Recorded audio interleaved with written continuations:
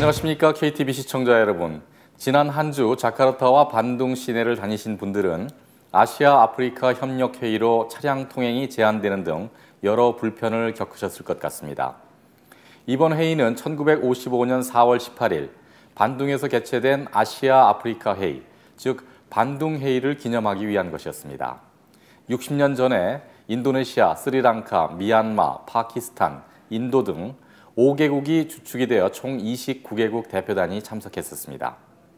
이들 참가국의 인구는 당시 전 세계 인구의 과반수였다고 합니다. 역사적으로 이 회의가 의미를 갖는 것은 비동맹과 중립주의, 상호협력 등의 정신을 담아 서방 자본주의 국가와 동방 사회주의 국가에 의해 양분되어 오던 국제 정치 무대에 제3세계라는 새로운 세력의 등장을 알리는 계기가 되었기 때문입니다. 아무튼 지난 한 주에 불편했던 기억을 뒤로하고 주간 경제 동향 시작하겠습니다. 중국은 지난 4월 19일 시중은행의 지급 준비율을 1%포인트 인하한다는 발표를 내놓았습니다. 이는 지난 1분기 성장률이 7%에 겨우 턱걸이를 하면서 최근 6년 중 최저치로 떨어진 것에 대한 대응 조치로 해석되고 있습니다. 이번 조치로 1조 2천억 위안, 미 달러화 기준으로는 1,900억 불이 넘는 유동성이 풀릴 것으로 예상됩니다. 이런 와중에 국유기업 한 곳과 부동산 기업 한 곳이 원리금 상환에 실패하는 일, 즉 디폴트가 발생하기도 했었습니다. 미국에서는 최근 발표된 소매 판매, 산업 생산, 신규 주택 착공 건수, 고용자 수 등 전반적인 지표들이 기대에 미치지를 못하면서 6월 금리 인상은 사실상 물 건너간 것이 아닌가 하는 예상들이 나오고 있습니다. 한국에서는 금융정책을 담당하는 한국은행이 더욱 바빠지는 모습입니다. 가계부채의 증가 속도가 경제 성장세를 추월했고 예상되어지는 미국의 금리 인상, 그리고 그리스 사태 등에 대응하기 위해서 통화정책의 중심을 성장에서 금융시장 안정으로 옮겨갈 가능성이 제기되고 있습니다. 이런 여러 사정들이 인도네시아 주요 지표들에는 어떤 영향을 미쳤는지 살펴보도록 하겠습니다. 먼저 루피아화 환율은 4월 23일 미 달러당 12,954루피아로 전주 대비 미 달러당 96루피아 상승, 즉 0.74%의 평가 절하를 보였습니다. 전문가들은 최근 직접적인 이슈가 없는 가운데 당분간은 현 수준의 유지 또는 약간의 상승 압력이 있을 것으로 보고 있습니다. 이와는 달리 원화는 4월 23일 미 달러당 1,083.1원으로 전주 대비 5.6원 하락하여 0.52% 평가 절상되며 마감했습니다. 20일 월요일 그리고 22일 수요일에는 1,070원대를 기록하면서 한 주 동안 미 달러당 1,080원을 중심으로 움직이는 모습을 볼 수 있었습니다. 4월 23일 100루피아당 원화는 전주 대비 0.11원 하락한 8.43원으로 마감했습니다. 인도네시아의 10년물 국채는 4월 23일 7.52%로 마감하며 전주 대비 0.11%포인트 상승 마감했습니다. 소폭이긴 하지만 한 주 동안 전반적인 상승세를 볼 수 있었습니다. 종합주가지수는 4월 23일 전주 대비 15포인트 상승한 5,436포인트로 마감했습니다. 최근 들어 거래량이 줄어들고 있는 모습이었습니다마는 4월 20일에는 평소의 4배에 이르는 22조 루피아가 거래가 되었습니다. 이는 시나로마스 계열사 한 곳의 대주주 보유 지분의 협의 거래, 즉 한국으로 말하면 시간 외 장외 거래에 따른 것이었습니다. 이를 제외할 경우 당일에도 5조 루피아 규모로 최근 거래량이 줄어들면서 조정 장세를 보이고 있는 것으로 파악됩니다. 지난 한 주 자카르타와 반둥 시내에서는 아시아 아프리카 회의에 참석한 각국 대표단들이 지나가는 모습을 볼 수 있었습니다. 일부 지역의 교통 통제가 있긴 했지만 일부 지역에서는 차량이 많이 줄어들어서 교통 사정이 오히려 나아진 곳도 있었습니다. 지난 4월 21일 조코위 대통령은 대표단을 상대로 한 연설에서 글로벌 경제 문제는 세계은행, 국제통화기금, 아시아개발은행 등과 같은 세계 금융기구들만이 해결할 수 있다는 것은 이제는 지워버려야 할 낡은 생각입니다. 현실은 변화하고 있고 이를 인정하지 않으려는 국가들을 보면 국가 간 불평등이 아직도 남아있는 것으로 느껴집니다. 라고 말했습니다. 각국 대표단들은 1955년 반둥회의, 즉 아시아 아프리카 회의를 개최했던 당시의 정신을 그대로 옮겨왔다고 평가하며 박수로 화답하는 모습이 이어졌습니다. 60년 전 회의에 참석했던 국가들 중에는 중국, 인도, 일본 등 급속한 속도로 오늘날 주요 경제 대국으로 성장한 이들이 있습니다. 오늘날 이들의 세계 경제에서 차지하는 비중 등을 고려해 보면 세계금융기구에서 적정한 대접을 받지 못하고 있다라고 하는 아쉬움을 갖고 있는 것으로 보여집니다. 오늘날 이들의 세계 경제에서 차지하는 비중들을 고려해 보면 세계금융기구에서 적정한 대접을 받지 못하고 있다는 아쉬움을 갖고 있고 이번 회의를 통해 이를 표현한 것으로 해석됩니다.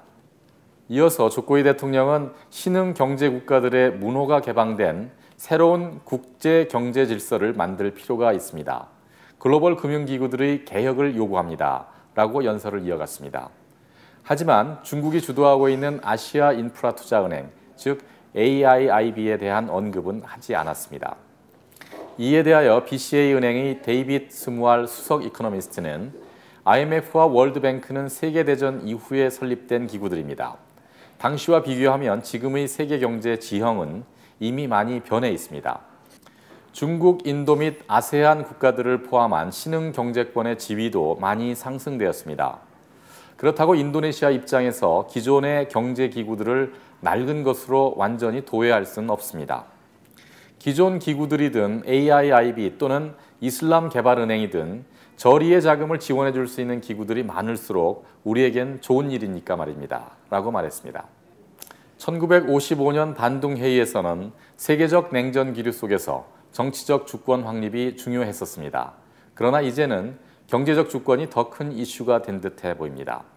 그리고 각자의 입장에서 다양한 외교적 수사를 내놓겠지만 어떤 연설이든 결국에는 자국에 좀 더 많은 투자를 이끌어들이려는 의지로 읽혀지는 것 같습니다. 인도네시아 금융청, 즉 오제카와 중앙은행은 시중에 자금이 더 풀리게 하기 위해서 담보자산의 평가액 대비 대출 한도인 LTV를 조정하려 한다는 소식이 들려오고 있습니다. 경기가 다소 침체되는 모습인데요. LTV 조정이 이루어지면 주택 관련 산업에 좀 더 많은 자금이 흘러들고 활기를 보일 것이라고 기대됩니다. 라고 말했습니다. 현재 당국이 규제하고 있는 LTV는 주택담보대출과 자동차 대출 부분입니다. 2012년에 주택담보대출과 자동차 대출이 급속히 증가하는 상황에서 처음 도입된 이후 부동산 투기를 막고자 지난해 강화된 내용이 시행되기도 했었습니다. 현재 시행 중인 내용을 보면 주택담보대출의 경우 70평방미터 초과주택의 경우 최초 주택에 대하여 평가액의 70%까지, 그리고 두 번째 주택 구입 시에 60%, 그리고 세 번째부터는 50%까지만 대출이 허용되고 있습니다. 자동차 대출은 차종에 따라서 70에서 80%까지 가능합니다.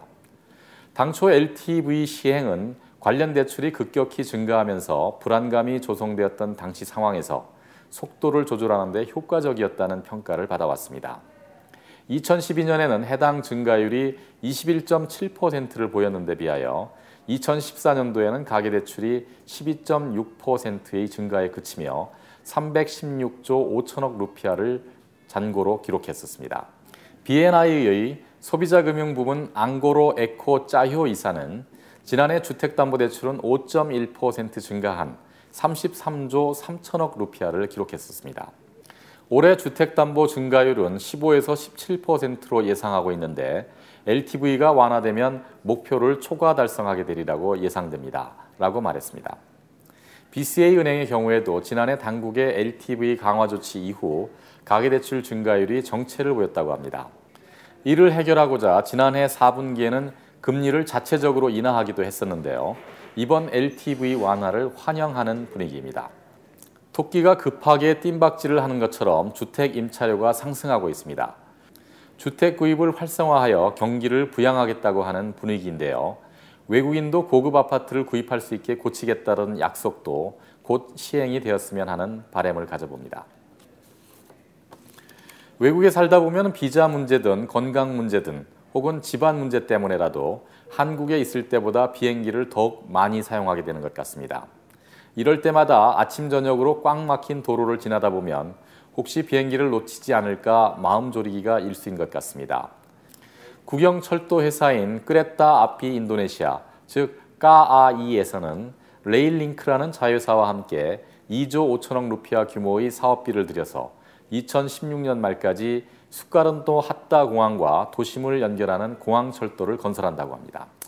이번 사업은 땅그랑의 바뚜 제베르 역에서 시작하여 북부 자카르타의 판다인다 까북역, 중부 자카르타의 따나아방역, 그리고 남부 자카르타의 망가리역에 이르는 총 연장 12km 규모입니다. 그리고 따나아방역과 망가리역 사이에 위치한 수디르만 역에도 서게 되는데요. 이곳에서 현재 도심을 뒤집어 놓고 공사 중인 MRT와의 환승이 가능하도록 하겠다는 계획입니다. 현재 수카르노 하타 공항은 연 6,200만 명이 이용 중에 있습니다. 처리 능력의 거의 3배에 이르는 숫자인데요. 항공편을 이용하기 위해서는 달리 선택의 여지가 없는 상황입니다. 현재 진행되고 있는 신규 터미널 공사가 완료되면 처리 규모가 연 6,100만 명으로 늘어난다고 합니다. 전체 구간을 달리는 데 소요되는 시간은 1시간 미만으로 예상되고 요금은 편도 10만 루피아가 거론되고 있다고 합니다. 일반 서민들에게는 다소 부담스러운 가격이 아닌가 싶습니다. 하지만 가슴 졸이며 공항을 오가는 일을 생각하면 한편으로는 빨리 완공되기를 바라게 되는 것 같습니다. 중국의 최대 민간 투자 회사인 중국민생투자, 즉 CMI는 몇몇 중국 기업들과 함께 인도네시아에 대한 50억 불 규모의 종합산업단지 및 지원시설 개발 투자 계획을 발표했습니다. 이번 투자는 지난달 중국을 방문한 조코이 대통령에게 중국에서 약속했던 400억 불 규모의 투자의 일환으로 진행되는 것입니다. CMI의 리 후아이젠 최고 경영자는 중국은 향후 항만, 석탄, 시멘트, 그리고 제철 등 주요 4개 분야를 중심으로 투자하고자 합니다. 향후로는 이러한 투자가 연관 효과를 낳아서 화학업종에서 민간 항공 부문까지 여러 부문의 다양한 업체들이 입주를 신청할 것으로 기대합니다. 라고 말했습니다. 제철 부문의 경우 2단계로 나눠서 진행될 예정인데 각 단계별로 연 300만 톤 규모로 총 600만 톤 규모의 생산 능력을 갖출 예정입니다.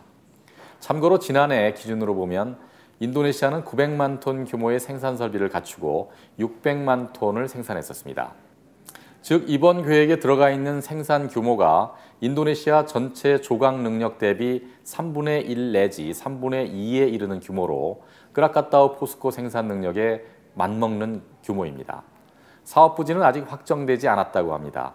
주변 교통사정 등 물류 여건이 입지 선정의 가장 큰 검토 사안인데요.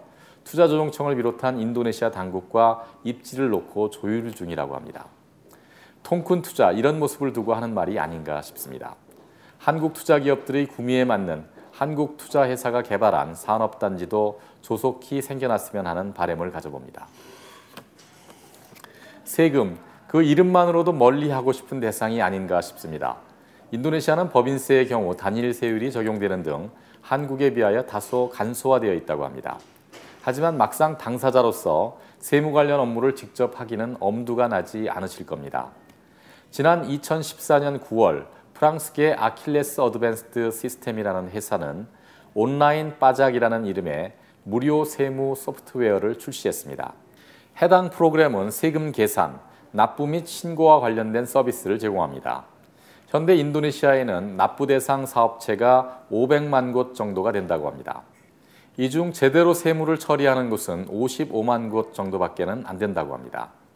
이들 중 지난해 온라인 빠작 출시 이후 약 6천 곳에서 해당 프로그램을 구입해서 사용 중이라고 합니다. 찰스 기노 대표이사는 향후 2년 내에 10만 곳의 사업장을 고객으로 끌어들일 계획입니다.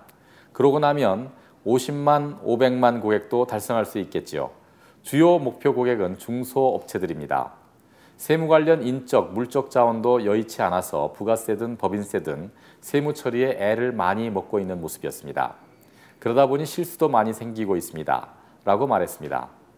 온라인 빠작은 인도네시아 세무당국이 국가망에 접속을 허용한 웹 기반 세무 서비스 프로그램들 중 하나입니다. 세무서도 납세자들에게 온라인 프로그램 사용을 권장하고 있습니다. 바로 정확한 세무 집행과 올해 940억 불 규모의 세수 목표를 달성하기 위해서입니다. 그렇다면 아킬레스 어드밴스드 시스템은 자선단체일까요? 아닙니다. 세무 관련 프로그램은 무료로 배포하는 대신에 연관 업무, 즉 회계, 인사 및 급여 관련 프로그램은 유료로 서비스할 계획이라고 합니다. 죽기 전에는 피할 수 없는 것이 세금이라고 하는데 이와 관련된 프로그램을 무료로 제공하고 연결 프로그램을 판매하는 전략, 어떻게 보면 참신한 것도 같고 어떻게 보면 낚이는 것 같은 묘한 기분을 갖게 하는 것 같습니다. 인도네시아 아프리카 회의가 진행 중이던 4월 21일 조코위 대통령은 정부 내에 특수부서, 즉 TFT 구성을 발표했습니다. 해당 TFT는 향후로 한국의 과거사위원회, 정식 명칭으로는 진실과 화해를 위한 과거사정리위원회의 역할을 맡게 될 것 같습니다. 해당 특무부서는 2013년 액트 오브 킬링이라는 영화로도 알려진 1965년의 친위 쿠데타에 이른 학살 사건을 다룰 예정이라고 합니다. 당시 희생자 수가 100만 명에 이른다고 하는데요. 인도네시아와 수카르노 대통령을 세계에 알린 반둥회의를 60여 년이 지난 오늘도 기념을 하고 있습니다. 과연 50년이 지났지만 아직 국민들에게 트라우마로 남아있을 과거의 학살 사건을 앞으로 어떻게 치유해 갈지 관심이 가는 대목입니다. 지금까지 시청해 주신 여러분 감사합니다.